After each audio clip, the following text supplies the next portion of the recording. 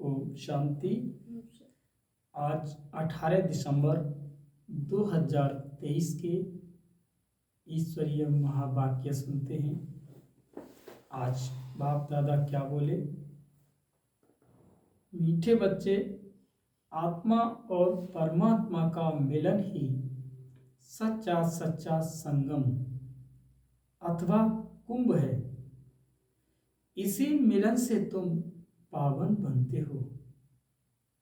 यादगार में फिर वह मेला मनाते हैं। हेडलाइन में कहा बाबा ने मीठी लाइन में कि आत्मा और परमात्मा का मिलन ही सच्चा सच्चा संगम अर्थात कुंभ है। इसी मिलन से तुम पावन बन जाते हो और यादगार में फिर वो मेला मनाते हैं।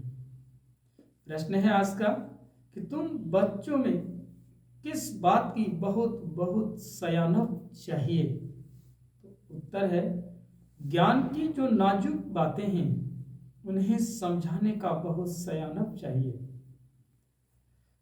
युक्ति से ज्ञान मार्ग और भक्ति मार्ग को सिद्ध करना है।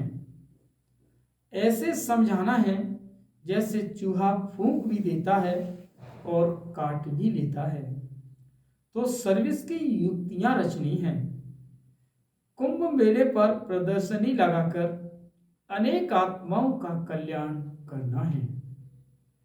पतित से पावन होने की युक्ति बतानी है।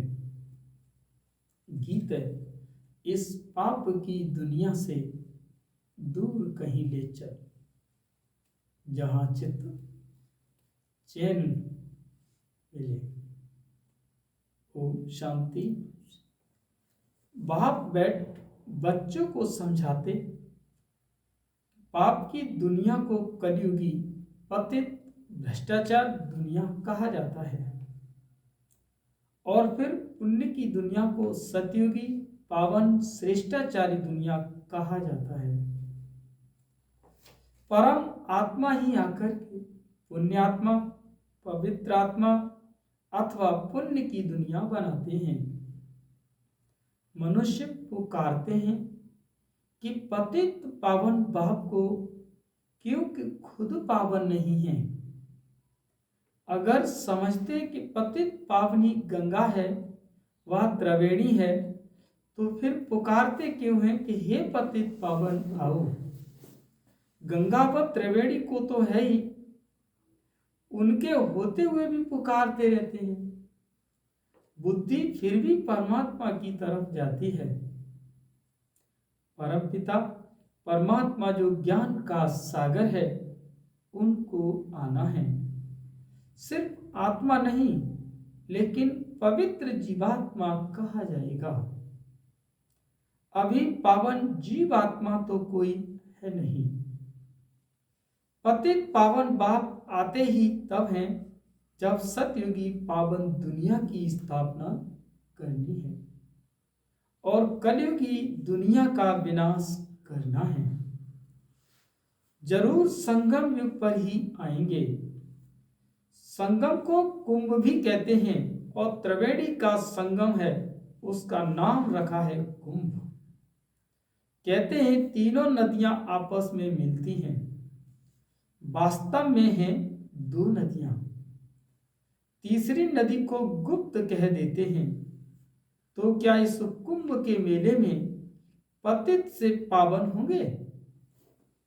पतित पावन को तो जरूर आना है। ज्ञान का सागर वो है।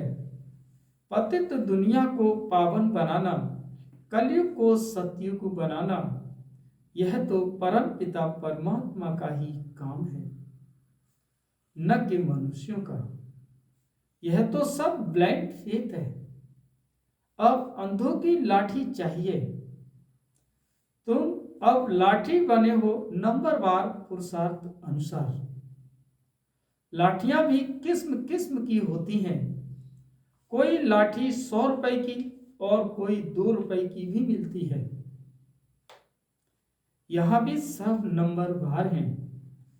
कोई तो बहुत सर्विसेबल हैं। जब बीमार होते हैं तब सर्जन को बुलाना पड़ता है। अब यह है ही पतित दुनिया। तुम पावन बन रहे हो। कहा जाता है आत्मा परमात्मा अलग रहे बहुकाल। फिर जब परम पिता परमात्मा अनेक आत्माओं के बीच आते हैं तो उसको कहा जाता है संगम का कुंभ। मनुष्य कुंभ के मेले पर बहुत दान करते हैं। वो कमाई होगी साधु संतों को और गवर्नमेंट को। यहां तुमको तन मन धन सहित सब कुछ दान करना होता है। पतित पावन बाप को तन मन धन सब कुछ पतित पावन बाप को दान करना होता है। वह तुमको भविष्य में स्वर्ग का मालिक बनाते हैं। वह नाम लेते हैं त्रिवेणी का और दान देते हैं साधु संतों को। वास्तव में संगम उसको कहेंगे जहां सब नदियां आकर सागर में मिले। वहां सागर तो है ही नहीं, यह तो नदियां आपस में मिलती हैं। नदियां और सागर के मिलन को ही सच्चा सच्चा मेला कहा जाता है। लेकिन यह भी ड्रामा में नूत है। इसमें गवर्नमेंट को भी रेल मोटर गाड़ी जमीन आदि से बहुत कमाई होती है। तो ये कमाई का मेला लगता है। इन बातों को तुम बच्चे जज कर सकते हो, क्योंकि तुम हो ईश्वरीय मत पर। तो कुंभ के मेले का अर्थ निकालना चाहिए। बाबा ऐसे निबंध देते हैं जो सेंसिबल बच्चे हैं उनको उठाना चाहिए। नंबर 1 सबसे सेंसिबल तो मम्मा, फिर दूसरा है संजय, जिसको फिर बांटने के लिए पर्चे बनाना पड़े। ये त्रिवेणी पतित पावनी नहीं है। पतित पावन तो सर्व का सदगति दाता एक शिव बाबा है। त्रिवेणी को तो सदगति दाता नहीं कहेंगे। यह नदियां तो है ही, आने की बात नहीं। गाते हैं पतित पावन आओ और आकर के पावन बनाओ। तो ये पर्चे निकालने चाहिए। बहनों भाइयों, क्या पतित पावन ज्ञान सागर परम पिता परमात्मा है या यह नदियां? यह तो सदैव है। परमात्मा को तो पुकारा जाता है आने के लिए। वास्तव में पतित पावन तो एक परमात्मा है। आत्माएं और परमात्मा अलग रहे बहुकाल। और सुंदर मेला कर दिया जब सतगुरु मेरा दिला। वही सतगुरु आकर सबको सदगति दे वापस ले जाते हैं। ज्ञान स्नान तो वास्तव में परम पिता परमात्मा से करना चाहिए। पावन दुनिया की स्थापना परम पिता परमात्मा कराते हैं। तुम उसे जानते नहीं हो। भारत जब श्रेष्ठाचारी था तब उसमें देही अभिमानी आत्माएं रहते थे। उसे शिवालय कहा जाता है।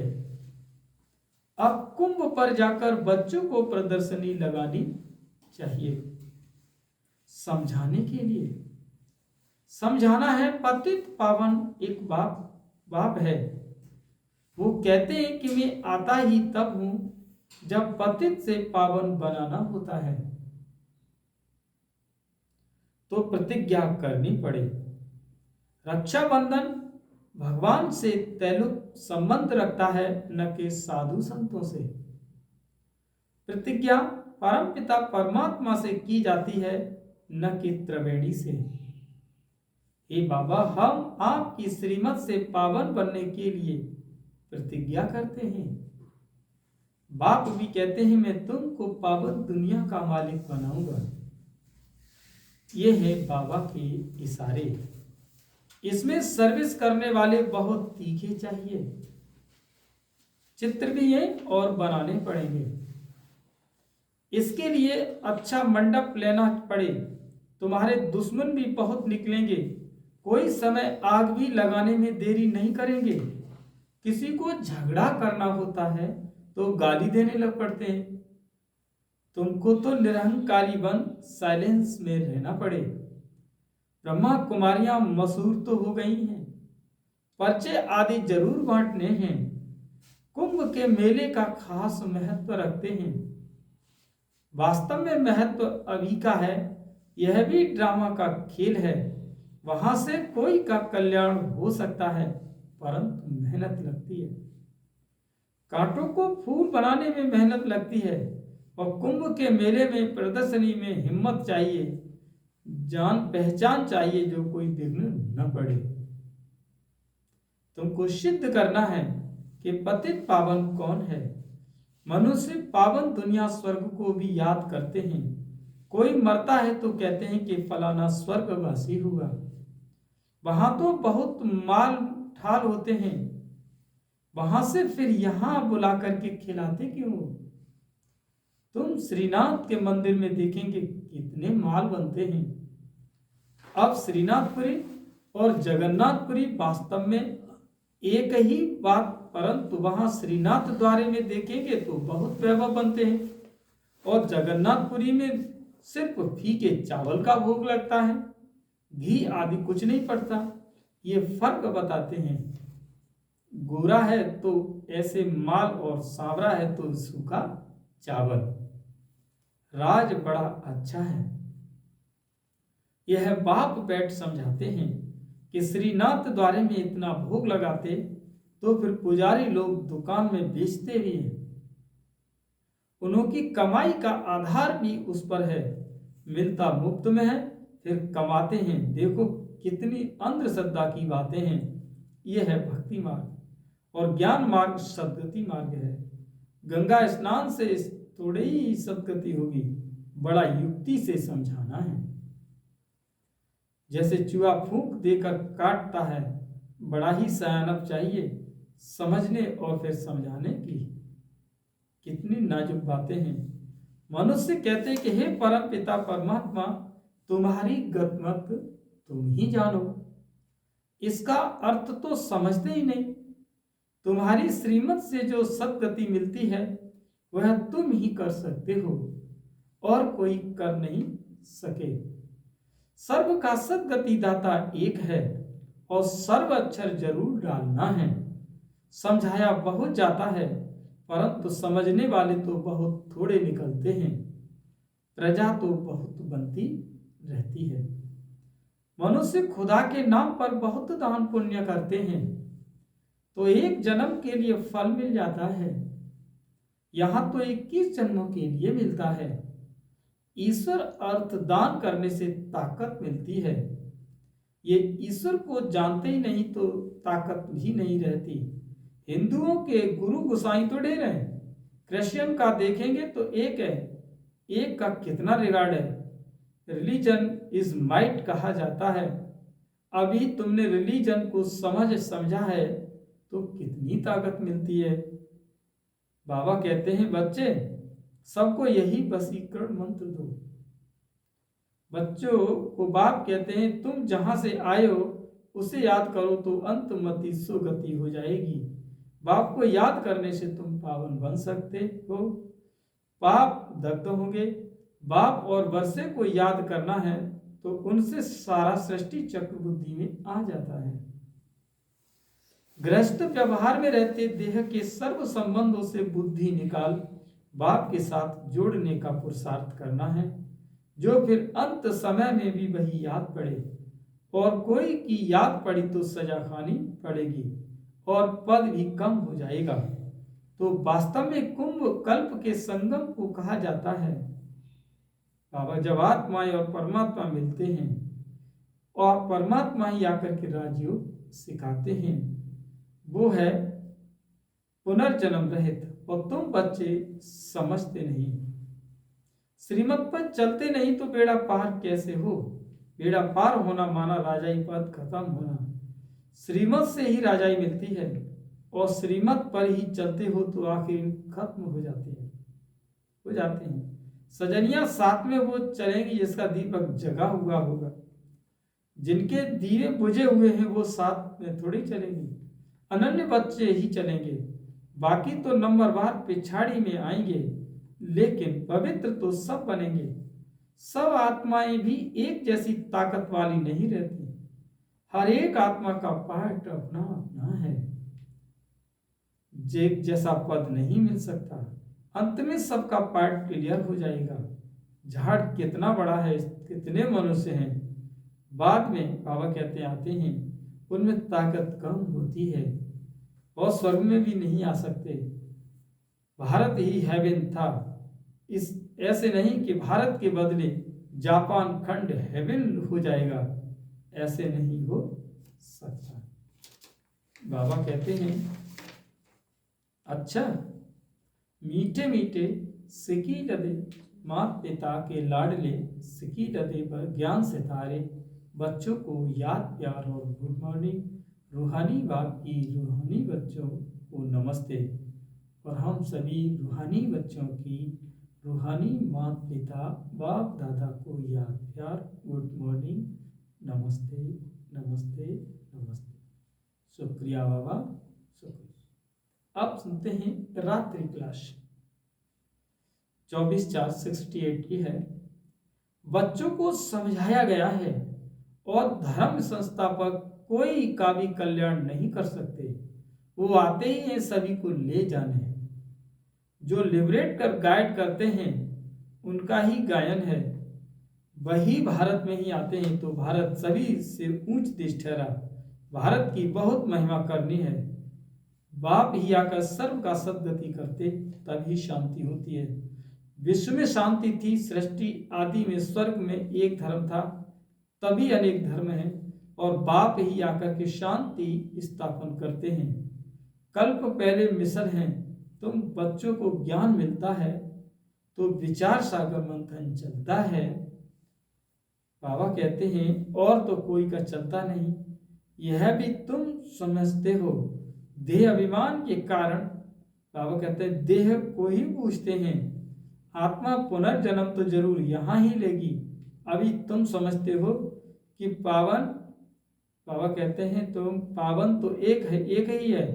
बाप ही गुप्त ज्ञान देते हैं जिससे सभी की सद्गति हो जाती है। बाकी हनुमान व गणेश आदि का कोई नहीं, इन सभी बातों को कहा जाता है। अच्छा, रूहानी बच्चों पर रूहानी बाप व दादा का याद प्यार गुड नाइट। रूहानी बच्चों की रूहानी बाप की नमस्ते और हम सभी बच्चों की बाप दादा को याद प्यार गुड नाइट, नमस्ते नमस्ते नमस्ते। और धारणा के लिए मुख्य सार सुनते हैं। पहला पॉइंट, सजाओं से बचने के लिए देह के सर्व संबंधों से बुद्धि योग निकाल, एक बाप से बुद्धि योग जोड़ना है। अंत समय में बाप के सिवाय कोई याद ना आए।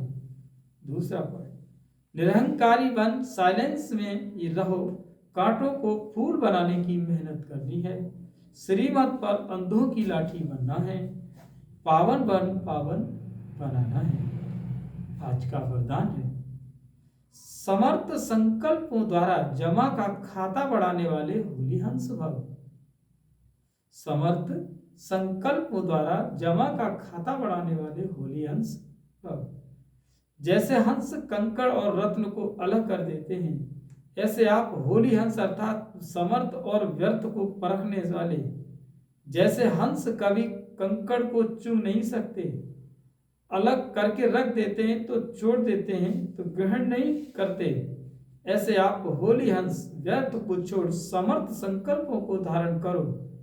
व्यर्थ तो बहुत समय सुना, बोला किया, लेकिन उसके परिणाम में सब कुछ गवाया। अब गवाने वाले नहीं, जमा का खाता बढ़ाने वाले। स्लोगन है, स्वयं को ईश्वरीय मर्यादाओं के कंगन में बांध लो तो सर्व बंधन समाप्त हो जाएंगे। माना फिर से सुने, स्वयं को ईश्वरीय मर्यादाओं की कंगन में बांध लो तो सर्व बंधन समाप्त हो जाएंगे। अच्छा, ओम शांति।